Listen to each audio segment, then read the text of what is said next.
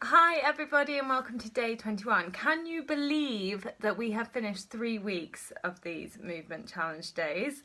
Have to be honest, I wish I'd been a bit more organised about getting this video and my daily workout done earlier today. Hence why I'm here, cockatoo on head and all, ready to give you guys a quick demo of tomorrow's exercises. Right, let's crack to it. So we're starting with burpees, full-blown, top to toe burpees, and we're going to do 30 of them, guys. So remember, always with these exercises that you just do what you can. So if you can't quite manage full burpees yet, absolutely no shame on that. Just do the walking out version instead. If you really want to smash it, remember you can add a big tuck jump in between the burpees, or you can add a push up to it, whatever you want to do. I'm going to show you how to tone it up and down, but we are all going to do 30 burpees today. Or tomorrow for me. So let's start. The burpees is essentially you go down from a crouch position to you jump out to a plank. Nice strong plank position, bottom low, shoulders drawing back, don't sag or arch the low back. From there you jump in and then you jump up and on soft knees come back down and out, in, up. Really reach the arms up as you jump and really think about that bottom being what projects you up into the air. To tone it down, you're just going to walk it. So you can either walk out, walk in, and then jump. You can do no jump at all. If you want to make it harder, you can do a burpee with a push, woo, and then a jump. You can do a burpee with a tuck jump. Whew, post fish curry, that is feeling not so pleasant. Then we have, moving on to the second exercise, hang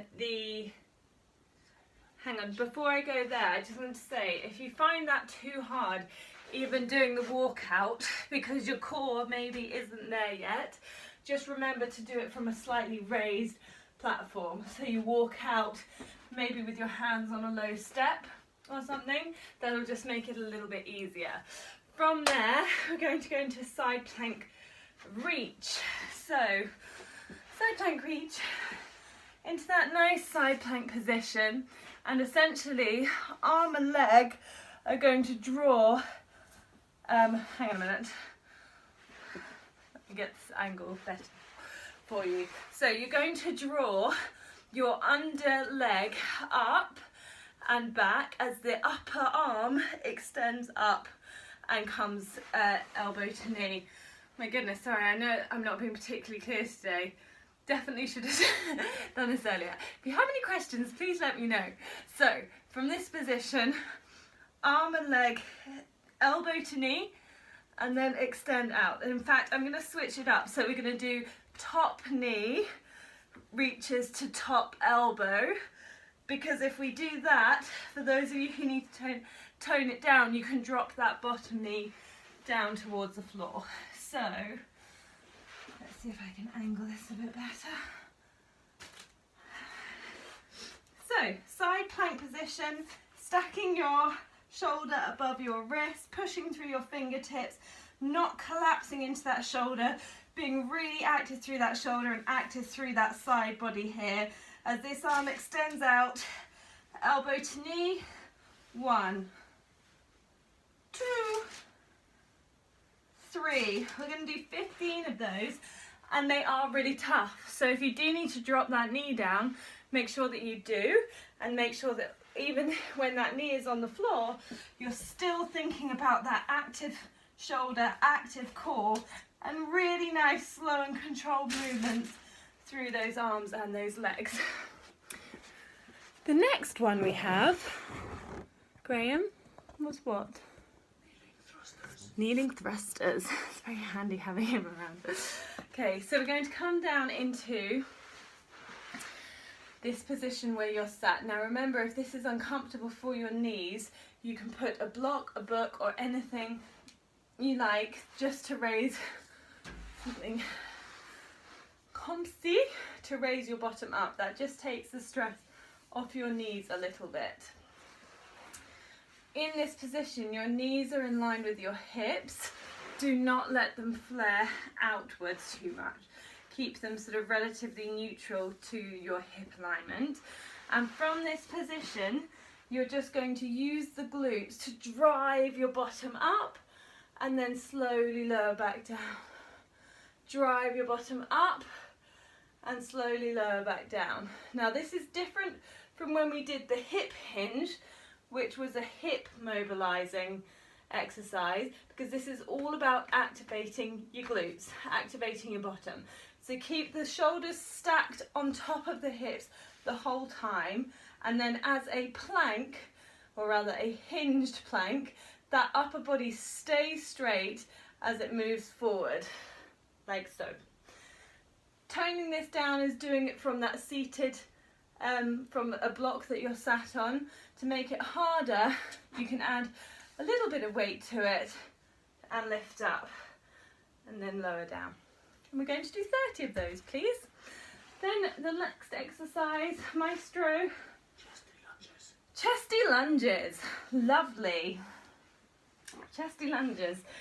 So this is essentially a nice chest opener, but quite an active movement as we're really activating both legs. So you're going to come into a nice lunge, but you're going to first of all stack yourself on top of your rear leg properly. So don't let that pelvis tip forward. Really make sure you are tucking the pelvis underneath a little bit. The arms are opening out like this. Really, really resistant through the arm. Lots of resistance felt through the arms as you pull them back and down. And what you're going to do with the leg is, as you reach up, you're going to straighten the legs, and then you're going to bend down and open the chest. Reach up and then bend down and open the chest. Reach up and then bend down and open the chest. We're going to do 15 of those on either side. What I want you to be careful of is something that I'm really guilty of, is when you do that chesty motion, where, so this is what I'm talking about, don't allow the back to be too arched. Bring your rib cage above the pelvis and keep that pelvis tucked under. You'll feel the stretch through that leg. Rebend this leg so the knee's at 90 degrees. As you bring those shoulders back and down, don't just let the rib cage pop. That's not what we want. We want you to be active at the front here, as you also are active through the back. So as those elbows come down, you're feeling sort of a push-pull between the front and back of the body. Oh, goodness me. So you're going to reach up, arms come, legs straighten, and then as you come down, you arch those, that you pull the elbows in towards the waist, and then come back, open that chest as you pull the elbows down. 15 on each legs, people, please. And then the final one is a reverse plank hold. So those of you who found tabletop the tabletop arm movement tricky, you may find this one tricky too. So if you need to take your hands onto a higher plinth, a step, or the side of the chair, do it. Otherwise, this is just going to be a very simple 30-second hold. And you're going to come onto your back, bottom, hands behind your bottom, feet flat on the floor, and you're going to raise your bottom up into the air, look at the ceiling, open the chest and the collarbone, really use those glutes to keep you lifted without lifting too high and arching the low back, and you're going to hold that for 30 seconds. You should feel that through the hamstrings, through your glutes, you'll feel it in your arms. It'll be different because we often get used to sort of contraction through the front of the body. What I'm trying to encourage in us all is a little bit more crazy contraction in the back of the body as well. So just a little recap. We've got burpees.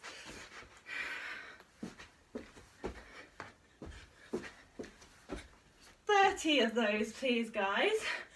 Then we have side plank reaches. So on that side plank, nice and strong, arm extends, elbow to knee. Arm extends, elbow to knee. 15 on each side.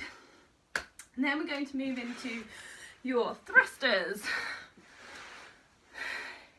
Hips between your heels if possible. Drive that bottom to lift the body forwards and up.